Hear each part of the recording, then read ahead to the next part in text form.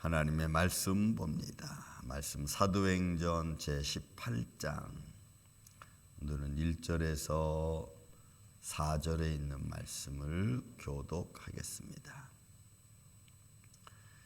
18장 1절에서 4절까지의 말씀입니다. 그 후에 바울이 아덴을 떠나 고린도에 이르러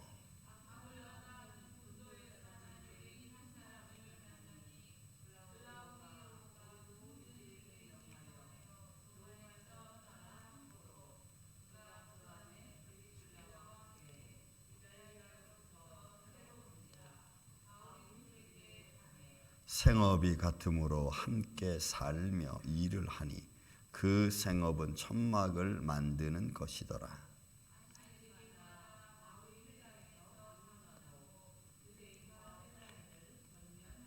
아멘.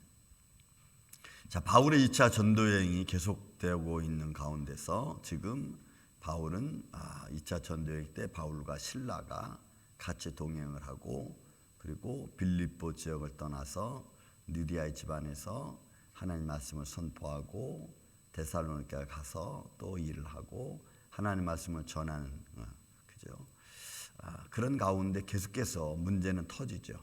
왜냐하면 기존에 있던 율법과 모세를 따르던 유대인들과 예수와 부활이라고 하는 새로운 카테고리를 가지고 바울은 선포합니다.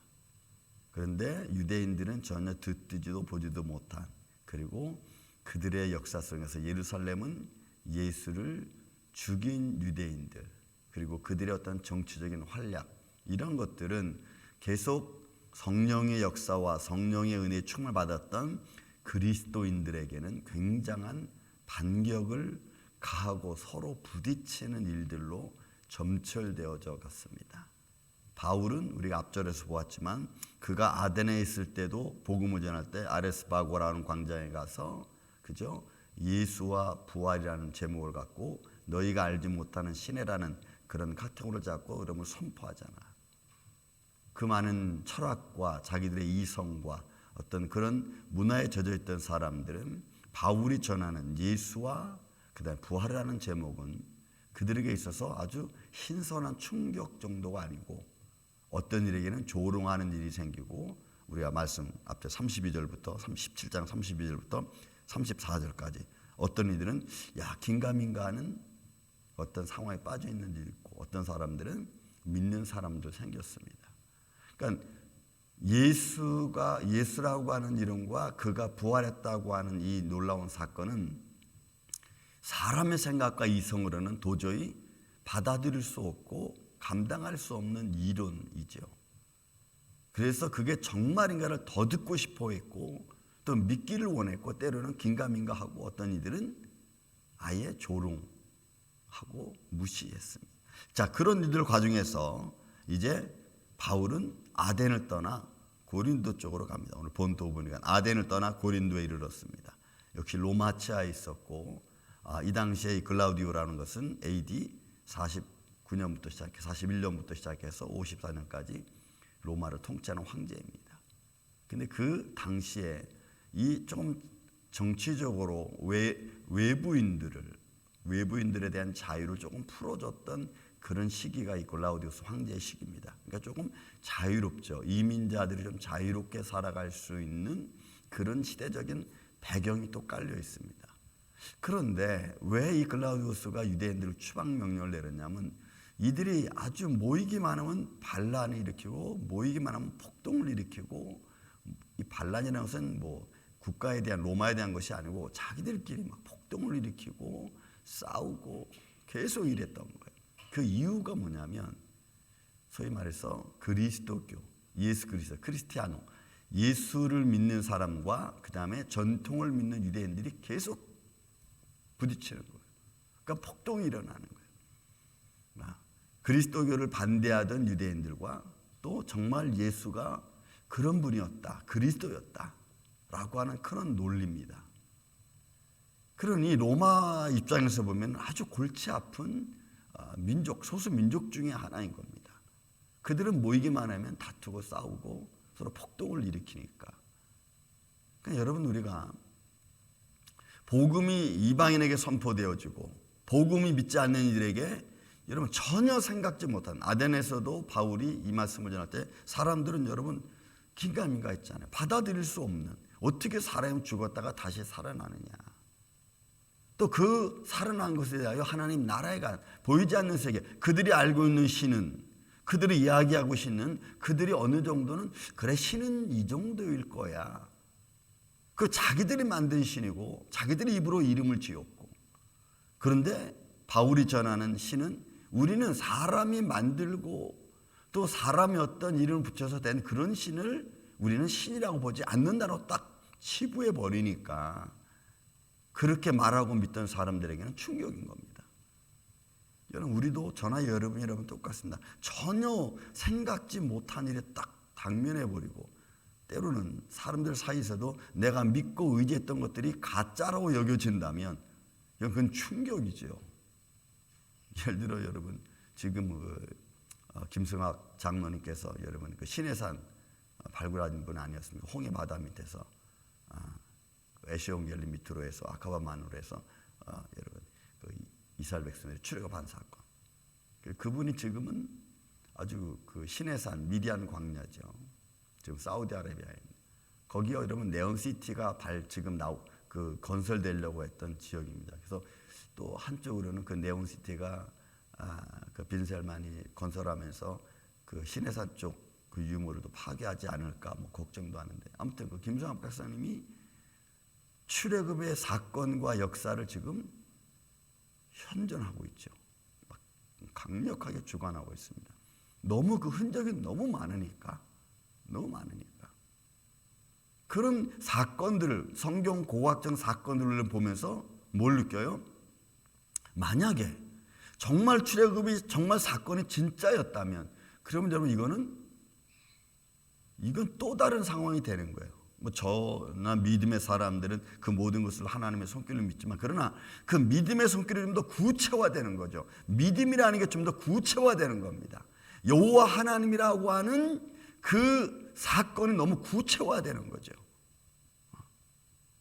그러니 그 구체화된다는 이야기는 역사적 사실로 되어지는 겁니다.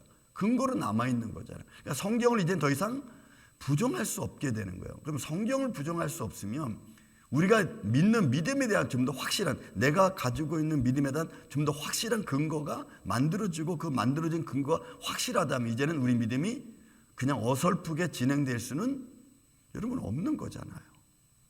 여러분 그렇지 않습니까? 그렇다면 우리가 예배 드리는 것이 좀 더 달라져야겠죠. 기도하는 것이 좀 달라져야겠죠. 왜냐하면 그냥 막연하게 이제는 기도하는 게 아니고 정말로 우리의 기도를 들으시고 내가 정말 살아계신 하나님께 기도하는 것이라면, 그러면 우리의 삶이 조금 달라져야 돼요. 이제는 그냥 쉽게 말할 일이 아니고, 믿음의 사건이 대충 내 감정대로 막 이루어질 그런 것이 아니라는 거죠, 이제는.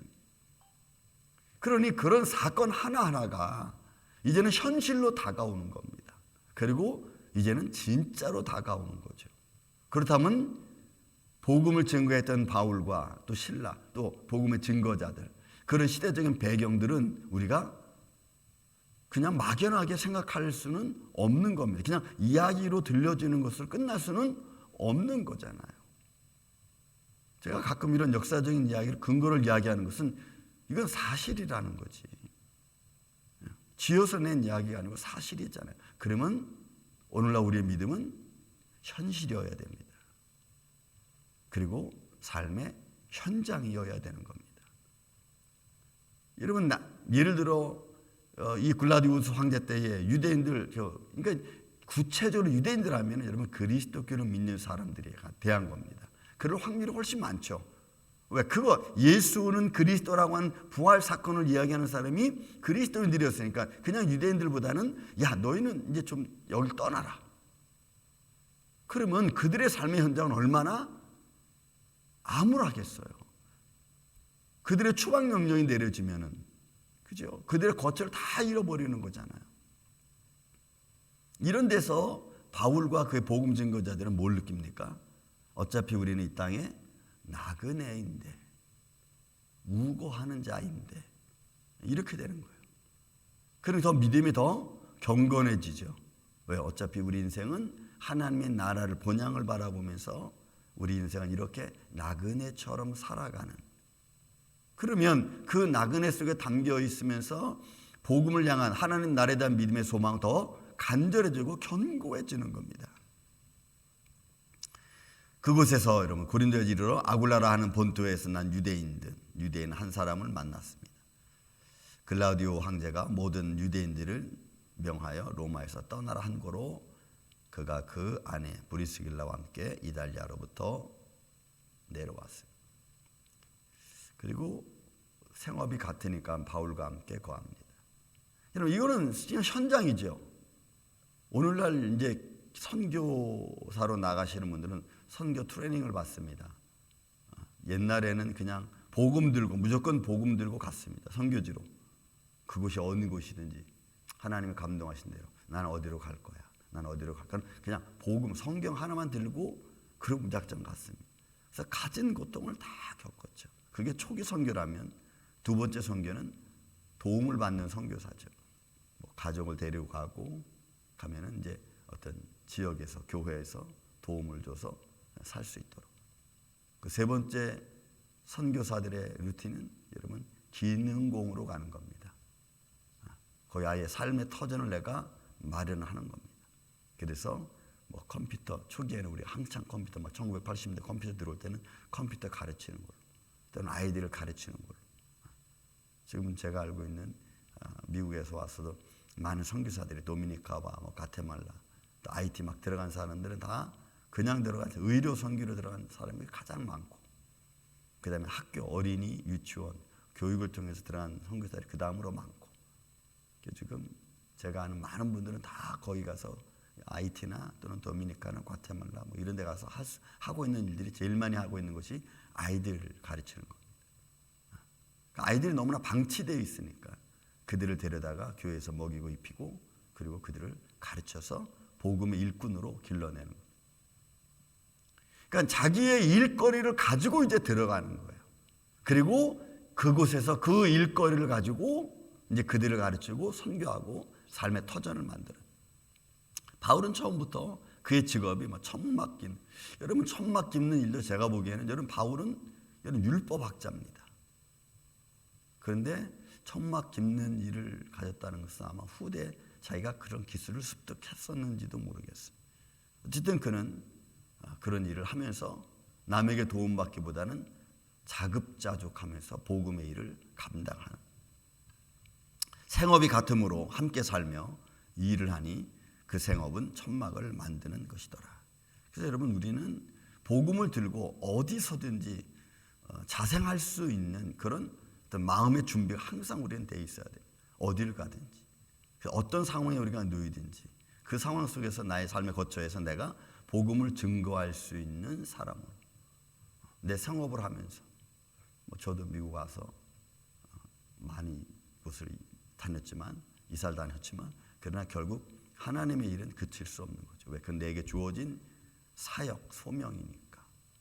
그러니까 여러분들도 직장 생활하면서도 삶에 거쳐 있으면서도 여러분들 스스로가 하나님의 자녀고 또 증거해야 될 목적이 있는 거죠. 우리에게는 예수 그리스도를, 복음을, 믿음을 증거할 목적이 있죠. 증거해야 되는 사명이 있죠. 그러니까 일터에서도 여러분들은 어떻게 보면 바울과 같이 그리스도인으로서의 모습을 보이면서 살아가는 것입니다. 저는 그런 은혜 안에서도 하나님의 성령이, 하나님의 말씀이 여러분들과 항상 함께하는 복된 인생 되기를 저는 예수님의 이름으로 축원을 드립니다. 그리고 안식일마다 바울은 어떻게 했어요? 안식일마다 바울이 회당에 나가서 강론했습니다. 유대인과 헬라인들을 권면합니다. 안식일만 그는 쉬지 않고, 그리고 안식일에 나가서는 말씀을 선포하는, 회당에 가서 예수는 그리스도다. 그리고 부활해 가는. 그리고 우리의 고난이 어떻게, 우리의 죄악의 모습이 어떻게 사함 받았는지, 그리고 믿음이라는 것이 무엇인지, 왜 그를 믿어야 되는지, 이런 것들을 여러분 선포하는 거예요. 그 선포 가운데 성령님이 역사해 주면, 역사하셔야죠. 그 역사 가운데서 바울이 선포된 말씀이 그들의 마음에를 마음으로 울리고 또 그들의 마음의 정서를 바꾸고 그리고 믿지 못했던 거, 듣지 못했던 걸 듣게 하고 알아가는 거죠. 여러분 히브리어에 라라고 하는 단어가 있습니다. 이 단어가 굉장히 중요합니다. 듣는 거거든요. 보는 거거든요. 근데 그 속에는 보고 듣고 하면서 마음이 임해지는 겁니다. 그리고 그것이 마지막 행동까지 나아가게끔 만들어주는 거예요. 그러니까 우리는 말씀을 듣고 또 들은 우리가 마음속에서 이해가 되는 이 모든 작용은 성령님이 역사해 줘야 되는 거예요. 듣는 것도 성령님이 알 수 있게끔. 그래서 안식일마다 바울이 회당에 가서 강론하고 유대인과 헬라인들을 권면합니다. 복음을 증거하는 거죠. 말씀으로 선포도 하고 또 삶으로 보여주기도 하고. 이것이 여러분 믿음 생활이라는 겁니다. 여러분 오늘도 이제 주말 아침을 또 맞았습니다. 한 주간 여러 가지 많은 일들이 있었고 또 내일은 거룩한 주일이고 우리가 지키는 부활하신 주님을 찬양하고 부활하신 주님께 영광과 찬양을 드리는 그런 기쁜 날이죠. 근데 우리가 어떤 일을 또 만나려는지 어떤 일이 있을지 우리는 알 수 없어요. 다만 그 순간순간 내가 감당하고 있는 일, 또 내가 어떤 일을 만날지 알 수 없죠. 만나는 일들을 잘 분별해서 내가 하나님의 사람인 것을 통해서 이런 복음이 증거되어지는 겁니다. 바울이 그렇게 했듯이 또 믿음의 사람들이 그렇게 했듯이 오늘 저와 여러분도 이 바울이 하던 일을 그대로 하는 겁니다. 우리 일 하면서 우리 일 속에서 하나님 앞에 영광과 찬양을 드리고 사람들을 만나서 이야기하고 그리고 주일이 되면 부활하신 주님을 또 찬양하고. 그런데 우리는 이렇게 일하는데 사단은 반대죠. 그런 거 다 못하게 하는 거죠. 내 삶을 통해서 그리스도의 증거를 못하게 하는 거죠.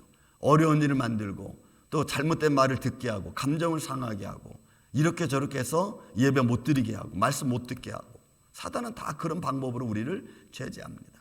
그러나 우리는 그런 것들을 다 이기면서 나아가야 돼요. 사단의 전략 전술을 우리가 아니까.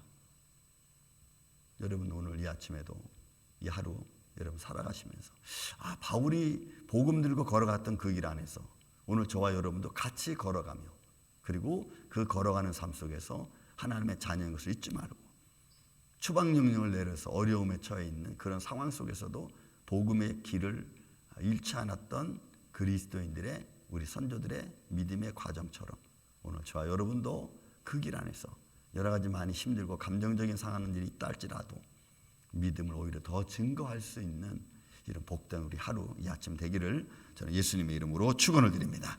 은혜와 사랑이 많으신 아버지 하나님, 삶의 과정은 어떻게 우리가 다가올지 모릅니다. 정치적으로, 사회적으로, 문화적으로 그리고 주위에 있는 사람들의 말 때문에 이런저런 일들로 하나요 우리로 하여금 하나님의 자녀인 것을 증거하지 못하도록 만드는 일들이 얼마나 많은지 모릅니다. 죄인의 모습을 그대로 드러내게 만들고 또 그래서 하나님의 영광을 가리게 만드는 일들도 얼마나 많은지 모릅니다. 그러나 주님 이 모든 과정 속에서 오늘 우리가 하나님의 자녀인 것을 잊지 말게 하여 주시고 또 우리를 주의 장중 안에 붙들어 주셔서 우리의 삶 한 사람 한 사람을 통해 그곳 그 현장에서 오늘도 예수는 그리스도라고 하는 것을 증거하고 하나님의 나라가 우리의 본향인 것을 증거하고 또 그 믿음을 통하여 기적과 표적이 일어나는 놀라운 사역들이 저들의 삶의 현장에서 일어나게 하여 주시옵소서. 말 한마디 한마디 속에서 하나님의 예수 그리스도가 증거되게 하여 주시고 또한 그를 향한 하나님의 놀라운 능력이 나타나서 우리로 하여금 하나님의 능력과 하나님 나라의 아름다운 열매를 맺어가는 복된 우리의 삶이 되게 하여 주옵소서. 예수님 감사합니다. 주말 아침입니다. 이 하루를 붙들어 주시고 거룩한 주일 부활하신 주님을 찬양하며 예배하는 데 부족함이 없는 우리의 각자 인생 삶이 되게 하여 주실 줄로 믿사옵고 사랑이 많으신 예수님의 이름으로 기도하옵나이다. 아멘.